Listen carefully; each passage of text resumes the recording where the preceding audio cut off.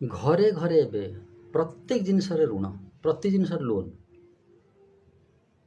Loan गोटे सुझा होची आउ दीटा बढ़ी जाउची दीटा सुझा होची तीनटा बढ़ी जाउची।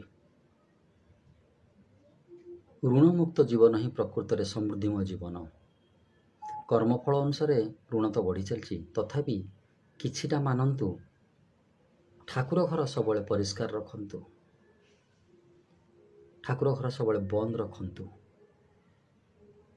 ठाकुर मूर्ति पोछापोछि कर रखंतु।